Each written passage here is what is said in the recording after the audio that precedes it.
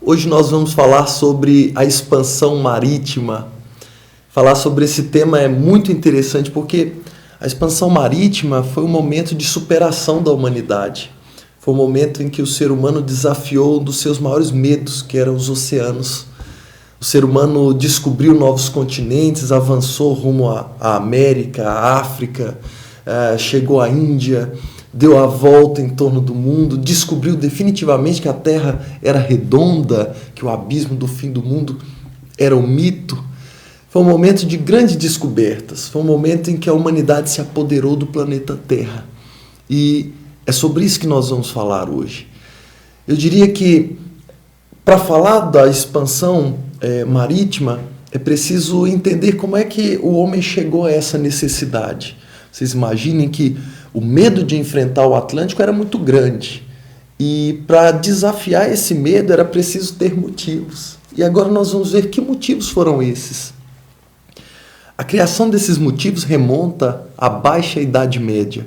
A Baixa Idade Média, vocês se lembram, é aquele período de esgotamento do sistema feudal, que vai mais ou menos do século XII até o século XV da nossa era. A Baixa Idade Média tem um fato muito marcante, eu diria que é o que desencadeia a própria Baixa Idade Média, são as cruzadas. Todo mundo sabe, as cruzadas foram as guerras entre os cristãos e os muçulmanos. Foram um momento em que, para defender a cidade de Jerusalém, para proteger as fronteiras do Império Bizantino, os cristãos enviaram suas tropas, né? Enviaram suas tropas em nome de Deus. Mas as cruzadas foram muito mais que isso. As cruzadas foram fundamentais para a criação desse mundo em que nós vivemos hoje.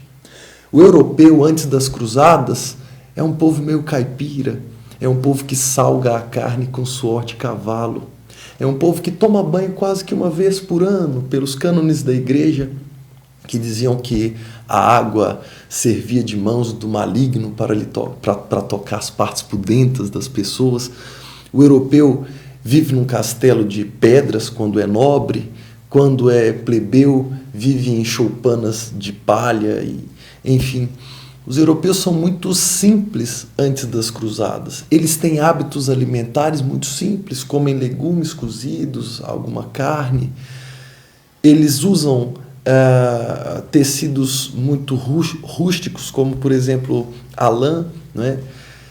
A Europa é uma antes das cruzadas e vai se tornar outra depois das cruzadas. Eu diria que o contato dos europeus com os muçulmanos, contato que dura mais de 150 anos, são 174 anos ao todo, vai fazer toda a diferença. Primeiro, em termos culturais. Imaginem um europeu que usa o tecido de lã desconfortável, que lhe pinica a pele o tempo inteiro. Ele chega no mundo árabe e ele conhece a seda. E quando a seda toca a pele dele, aquela sensação é indescritível e o europeu é imediatamente seduzido por um novo padrão de consumo. O europeu vai conhecer a noz moscada, o cravo, a pimenta. O europeu vai conhecer a rapadura que vinha da Índia e que socada virava o açúcar mascavo, uma iguaria de valor inestimável. Era tão caro que os príncipes europeus ofereciam rapadura como dote de casamento para suas filhas. Imaginem vocês, case com a minha filha e eu te dou uma rapadura. Quer dizer, no Ceará não devia ter mulher solteira, né? Então, as cruzadas, elas acrescentaram esses novos hábitos de consumo à Europa. Além disso, as cruzadas também mostraram aos europeus uma nova tecnologia de produção agrícola. Vejam que os europeus viviam em terras temperadas, por princípio muito férteis, e mesmo assim não conseguiu alimentar toda a sua população. A Idade Média é marcada por uma economia de subsistência, e não é porque os europeus quisessem produzir apenas o necessário para o seu consumo, é porque eles só conseguiam produzir o mínimo necessário para o seu consumo. E é por isso que o comércio na Europa era aquele comércio de escambo, um comércio rudimentar. Na verdade, só pode haver comércio se a produção permitir o consumo e a sobra. Comércio se faz com excedente, e a Europa não tinha excedente. Excedente é a parte da produção que, por não ser consumida, pode ser vendida. Os europeus não conseguiam produzir excedentes e por isso o comércio era tão pequeno. Agora, em contato com o mundo islâmico, eles vão aprender novas técnicas agrícolas. Eles vão aprender a fazer a irrigação, vão aprender a drenagem, vão passar a usar os animais para puxar o arado, né?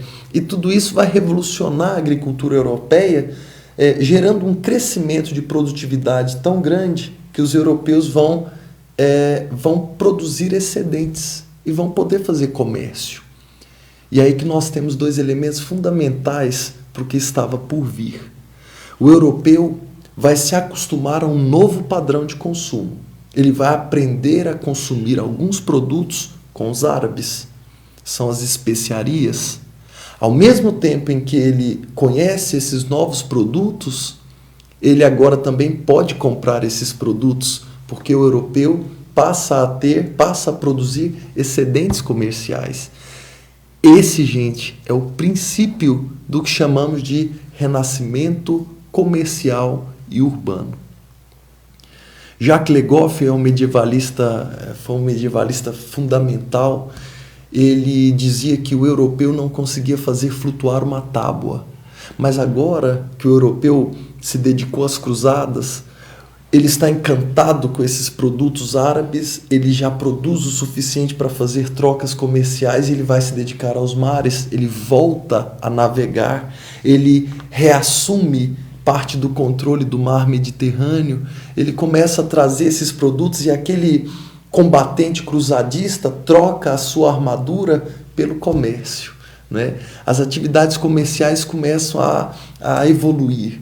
Ao mesmo tempo, os europeus têm contato com a ciência da navegação, vão conhecer a bússola, o astrolábio, a cartografia, né?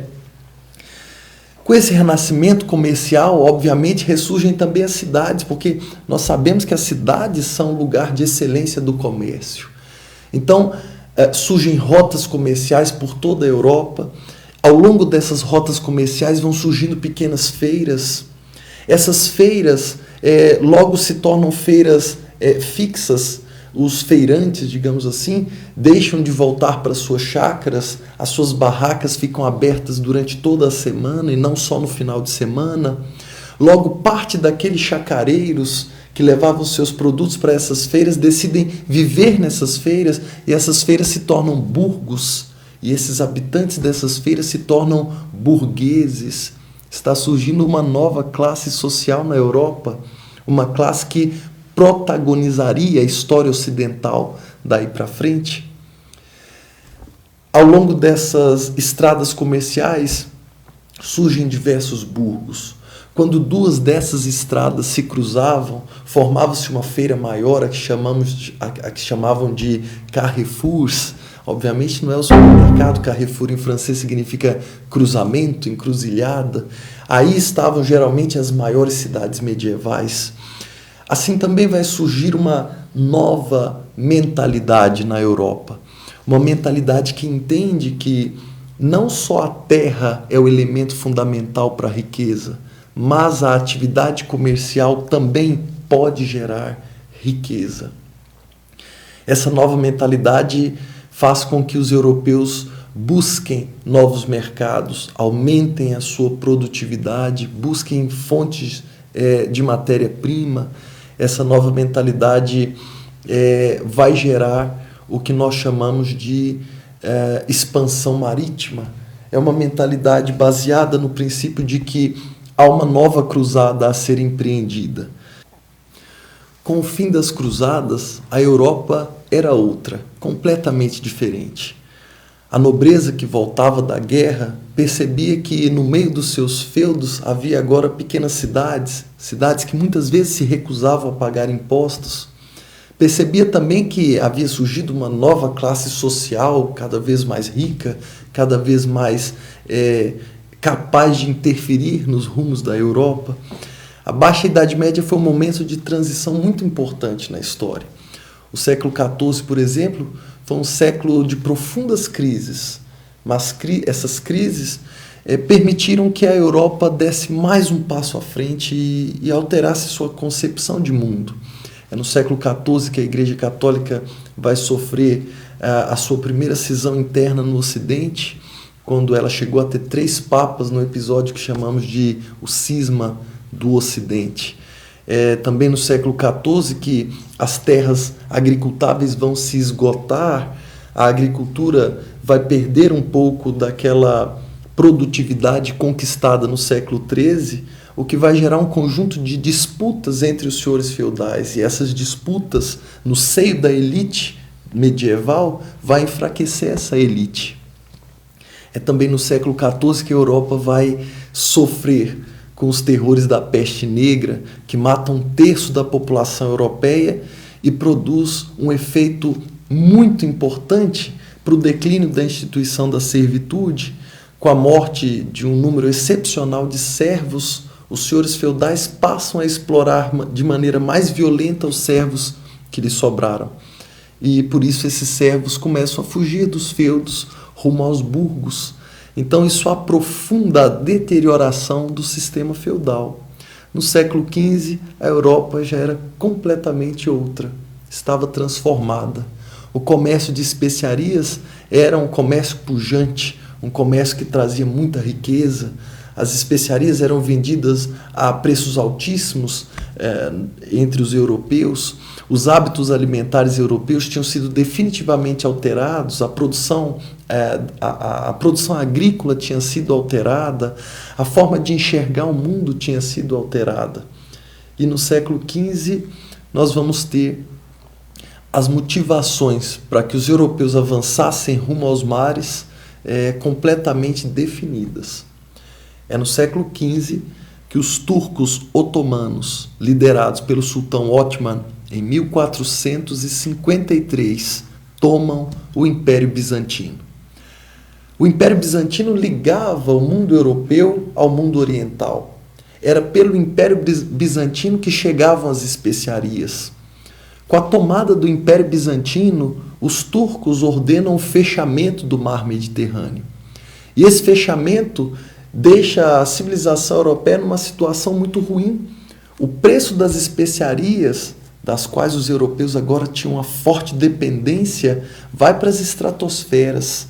Os turcos cobravam impostos altíssimos, impediam que os navios europeus ultrapassassem a ilha do Chipre em direção ao Oriente. Isso tudo fez com que os europeus buscassem um novo caminho para essas especiarias, ou um novo caminho para a Índia, como a gente costuma dizer. Essa busca lançará a Europa numa epopeia sem precedentes. E é aí que nós vamos ver um pequeno país europeu se destacar no contexto das nações. Nós vamos ver, nosso próximo encontro, o pioneirismo desse pequeno reino chamado Portugal.